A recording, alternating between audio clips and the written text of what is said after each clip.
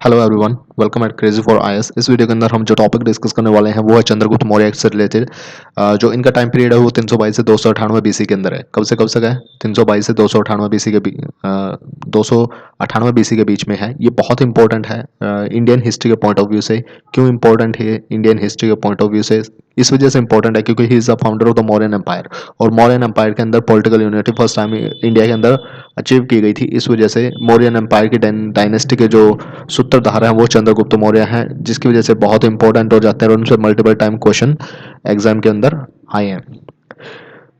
जब वो 25 साल के थे, when he was just as a age of 25, तो क्या किया था उन्होंने? पाटलिपुत्र कैप्चर कर लिया था from the Nanda dynasty, Dhanananda से उसने क्या किया था? धनानंद से उसने पाटलिपुत्र को कैप्चर कर लिया था, जिसमें उसकी जो हेल्प की थी वो कौटिल्य ने की थी। Who was also known as the Chanakya और द विष्णुगुप्त। जो चाणक्य थे वो इसके चंद्रगुप्त मौर्य के गुरु थे। उन्होंने ही पाटलिपुत्र को कैप्चर करने के उसको जो पॉलिटिकल जो थ्योरी होती है वो सारी की सारी एक्सप्लेन की थी चाणक्य ने।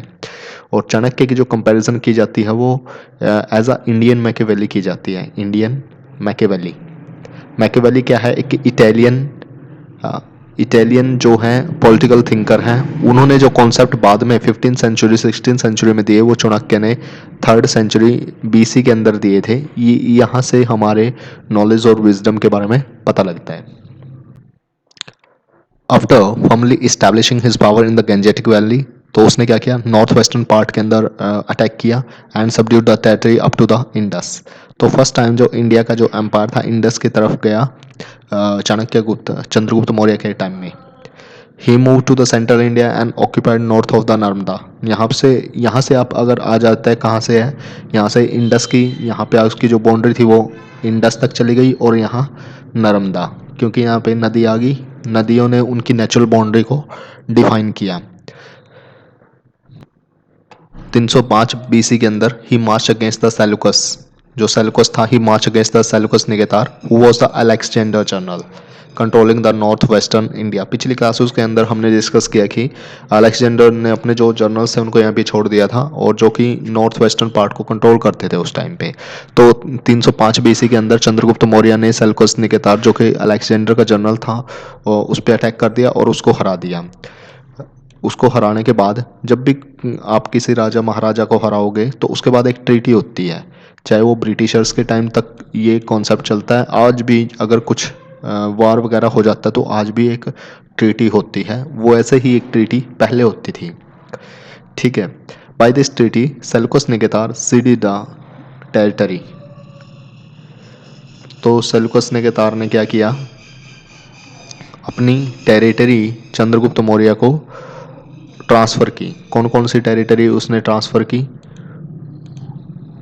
तो वो थी सारी की सारी जिसका नाम है एरिया, एरेकोशिया, जिड्रोशिया। ये सारी की सारी टेरिटरी उसने चंद्रगुप्त मौर्य को ट्रांसफ़र की। उसके बाद he also gave his daughter in marriage to the Mauryan prince. तो जो चंद्रगुप्त मौर्य थे उसके साथ उसने अपनी डॉटर की भी शादी कर दी। ये उसका प्रिंसिपल था। Chandragupta made a gift of 500 elephant, 500 हाथी दिए to the Seleucus. Megasthenes was sent to the. तो जो सेल्यूकस निकेतार था इसने क्या किया? चंद्रगुप्त मौर्य की कोर्ट में मैगस्थनीज को भेजा। Megasthenes was sent to the Mauryan court as the Greek ambassador. Megasthenes was sent to the Mauryan court as the Greek ambassador. तो अब यहाँ पे क्वेश्चन आता है, तो मैगस्थनीज किसकी कोर्ट से चंद्रगुप्त मौर्य के पास आया था? तो किसने भेजा था? तो ये भेजा था सेल्यूकस निकेतार ने, जो कि एक ग्रीक एम्बेसडर बन के चंद्रगुप्त मौर्य की कोर्ट में आया था। और उसने जो बुक लिखी थी मैगस्थनीज इंडिका, उसमें बहुत सारे मौर्यन एम्पायर के एडमिनिस्ट्रेशन के बारे में पता लगता है। ये सारे पॉइंट हमको कनेक्ट रखने हैं, क्योंकि जैसे ये पॉइंट याद रहेंगे तो हम अच्छे आंसर राइटिंग भी उसमें कर सकते हैं। Chandragupta embraced Jainism toward the end of his life and stepped down from the throne in the favor of his son Bindusar. तो चंद्रगुप्त मौर्य के बाद कौन आया? तो हम पहले याद रखेंगे चंद्रगुप्त। चंद्रगुप्त के याद रखेंगे CB। वैसे क्या होता है ABC, यहाँ पे याद रखेंगे CBA। C से C for Chandragupta, B for Bindusara and A for Ashoka. A for Ashoka, B for Bindusara and C for Chandragupta. पहले चंद्रगुप्त आया, फिर बिंदुसार आया और फिर अशोक आया। ऐसे हमें इस चीज को याद रखना है, चंद्रगुप्त, बिंदुसार एंड अशोक। जब ये आएंगे इसको इस सीक्वेंस में हम याद रख सकते हैं। चंद्रगुप्त इम्ब्रेस्ड जैनिज्म। तो चंद्रगुप्त ने कौन सा रिलीजन फॉलो किया? तो उसने फॉलो किया Jainism toward the end of his life and step down from the throne in favour of his son Bindusara. अब हमने अभी देखा था CBA। अब ये जो चंद्रगुप्त था, चंद्रगुप्त ने क्या किया? चंद्रगुप्त ने जो रिलीजन फॉलो किया वो था जैनिज्म, बिंदुसार ने जो फॉलो किया वो था अजीवक, और अशोक ने जो किया वो बुद्धिज्म।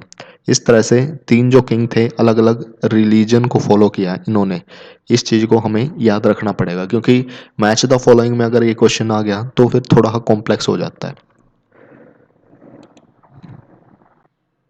उसके बाद जो चंद्रगुप्त मौर्य था ही वेंट टू श्रवण बेगोला। ये श्रवण बेगोला कहाँ है? ये मैसूर के पास है और मैसूर आज के टाइम में कर्नाटक में है। With the Jain monk led by Bhadrabahu. तो वो कौन से सेक्शन के साथ था? भद्रबाहु। एक थे स्थलबाहु, एक था Bhadrabahu. And starve himself to death. जो ये प्रोसेस है, जो इसको क्या बोलते हैं ये आपको पता होना चाहिए। This will be the question. Starved himself to death. अब यहाँ से एक क्वेश्चन बनता है, Chandragupta Maurya was a follower of which religion. अभी हमने देखा कि जो चंद्रगुप्त मौर्य है he was the follower of the Jainism.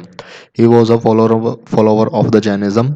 And Shravanabelagola, Shravanabelagola के अंदर 12 साल के अंदर एक सेरेमनी होती है जिसमें जो भद्रबाहु के सन है उसके जलाभिषेक, रुद्राभिषेक वगैरह कुछ होता है। उसकी वजह से श्रवण बेगोला बहुत ही न्यूज़ में रहता है और ये जैनिज्म से रिलेटेड है। ये जो साइट है श्रवण बेगोला कर्नाटका के अंदर, ये जैनिज्म से इम्पोर्टेंट है, जैनिज्म से रिलेटेड है।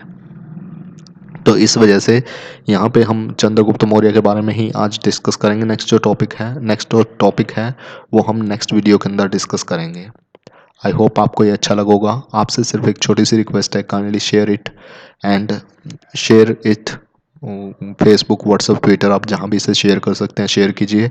एंड काइंडली तो अपना फीडबैक जरूर दीजिए कि how I can improve it. I will be really very thankful to you. Thank you.